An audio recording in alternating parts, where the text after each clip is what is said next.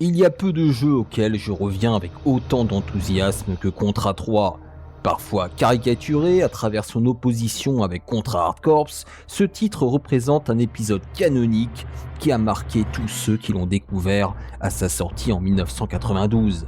Véritable pilier du genre run and gun, Contra 3 ne se contente pas de suivre les traces de ses illustres prédécesseurs, car malgré sa fidélité indéniable à l'esprit de la série, il a introduit des éléments novateurs qui expliquent en quoi il est un épisode si apprécié.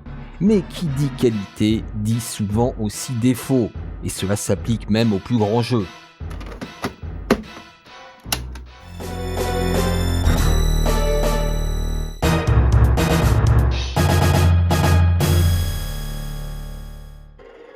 Son ambiance immersive.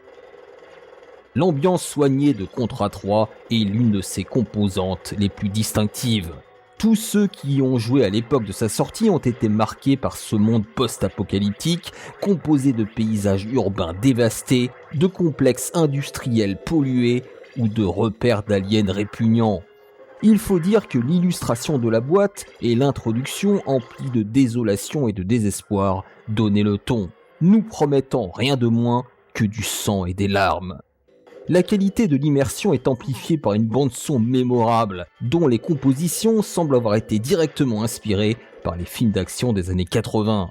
Ainsi, la musique dans Contra 3 ne se contente pas de compléter l'ambiance, elle l'élève avec des thèmes qui s'adaptent dynamiquement au rythme de l'action, rappelant des scènes de climax de films cultes tels que Predator, favorisant l'implication du joueur dans la progression du jeu. Cette fusion parfaite des éléments visuels et sonores fait de l'ambiance de Contra 3 une référence absolue sur 16 bits. 2. Sa mise en scène dramatique. C'est évidemment lié au point précédent, mais j'aimerais également souligner la qualité de la mise en scène de Contra 3, tant ce point était novateur à sa sortie. Le jeu est la combinaison de deux dimensions complémentaires, les phases de gameplay bien sûr, mais aussi son aspect cinématographique. Cette approche est particulièrement évidente dès le premier niveau, où le célèbre bombardement de l'avion crée une tension palpable, préparant le joueur à l'intensité et à la violence des combats qui l'attendent. De ce point de vue, les boss incarnent à merveille le soin apporté à la mise en scène de manière à maximiser l'impact émotionnel. Par exemple, l'entrée en scène du boss du premier niveau, détruisant le mur, ou celle du boss du troisième stage, avec son arrivée surprise, visent tous les deux à intimider le joueur. En somme, la mise en scène de Contra 3 est intégrée de manière intrinsèque au gameplay et à la progression du joueur, comme si les deux fusionnaient. Cela crée une expérience proche d'un blockbuster d'action qui réussit à maintenir l'engagement des joueurs du début jusqu'à la fin. 3. Ses stages en mode 7 clivants. À rebours de mes précédentes déclarations critiques à l'égard de ces phases, j'ai fini par changer d'avis. Leur pertinence m'est devenue évidente, surtout à la lumière des précédents épisodes de la série. Controversés, ces niveaux exploitant le fameux mode 7 de la Super Famicom visent à enrichir le game design du titre et s'inscrivent parfaitement dans l'ADN de la série. Car oui, historiquement les Contra avaient toujours ajouté des phases de jeu asymétriques présentant des vues de derrière ou de dessus. Cela permet aux joueurs d'expérimenter le jeu sous un nouvel angle, mettant à l'épreuve leur capacité à s'adapter à de nouvelles mécaniques. J'ai été le premier à critiquer ces stages pour leur manque d'intérêt par rapport aux phases traditionnelles de Contra 3, mais ceux-ci se montrent plutôt courts et parfaitement jouables. J'ai fini par voir ces stages en mode 7 comme des sortes de parenthèses rafraîchissantes, tranchant avec les phases plus traditionnelles du jeu. 4. Son sens du rythme. Le rythme de Contra 3, c'est l'un de ses autres aspects les plus frappants.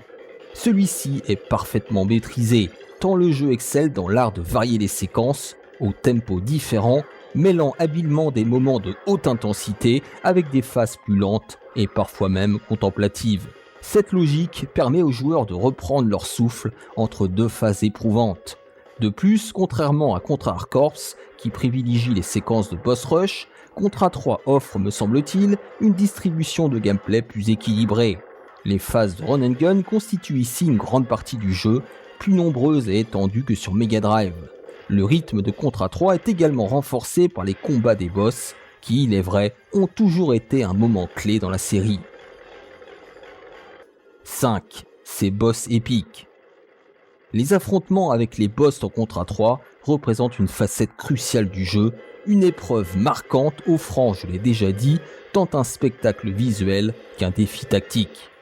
Ces confrontations sont minutieusement conçues avec des patterns parfois complexes, requérant des joueurs non seulement de les mémoriser, mais aussi de réagir rapidement, tant la dimension aléatoire est parfois présente, au point, il est vrai, d'apparaître injuste à l'image de cette séquence.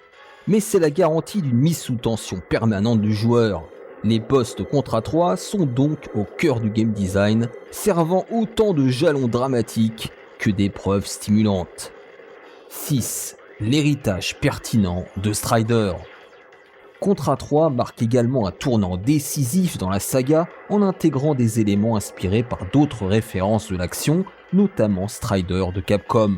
Cette influence se manifeste clairement dans l'évolution du gameplay, où la capacité de s'accrocher aux murs et au plafond non seulement dynamise le jeu, mais aussi enrichit les interactions avec les éléments du décor. Ces mouvements et postures plus agiles permettent de briser la platitude du level design en intégrant davantage de niveaux accidentés, typiques de Strider, et offrent aux joueurs de nouvelles stratégies pour affronter les ennemis et les boss. Cette évolution appréciable dans le gameplay sera largement utilisée dans ses suites, notamment dans Contra Hard Corps. Pourtant, Contra 3 possède aussi, à mon sens, quelques modestes défauts que voici. 1. Ses contrôles parfois capricieux. Contra 3, malgré ses innovations, présente des moments où les contrôles manquent parfois de précision, particulièrement en ce qui concerne la gestion du air control, même comparé à ceux de Super Contra. Cela peut rendre les déplacements en plein air frustrants lors des premières parties. De plus, la lisibilité des masques de collision pendant certaines phases de plateforme est parfois sujette à caution. Et pour finir, l'absence de roulade, une fonctionnalité appréciée dans Contra Hard Corps, est également notable. Cependant, je tiens compte du fait que c'est une limitation due à sa sortie antérieure, ce qui n'enlève rien à la qualité globale des contrôles. 2. Ses stages en mode 7. Et oui, les phases en mode 7 de Contra 3, bien qu'innovantes et que j'ai fini par apprécier, ne sont toutefois pas exemptes de critiques. En plus de créer une rupture esthétique avec les niveaux traditionnels, elles peuvent parfois déstabiliser les joueurs par leur manque de lisibilité. Ainsi, ceux-ci peuvent se retrouver désorientés, non seulement à cause des rotations incessantes, mais aussi par des changements brusques de perspective. Bien que ces stages aient été conçus pour diversifier le gameplay, il est juste de mentionner qu'elles ne plaisent pas à tout le monde, laissant planer le doute sur leur véritable valeur ajoutée, apport dans le game design ou simple démonstration technique. Vous l'aurez compris, au travers de cet exercice théorique, j'ai eu du mal à trouver des défauts à Contra 3. À mes yeux, cet épisode avec Contra Hard Corps représente la crème de la série de Konami. Et ce n'est pas le dernier né qui nous le fera oublier, bien au contraire. Tout en restant fidèle à l'esprit de la série avec son action non-stop, il a réussi à intégrer des nouveautés, mise en scène cinématographique, gameplay plus aérien, de manière harmonieuse, prouvant que même une série établie peut se réinventer en tirant parti à la fois de ses bases solides et des avancées réalisées par ses concurrents.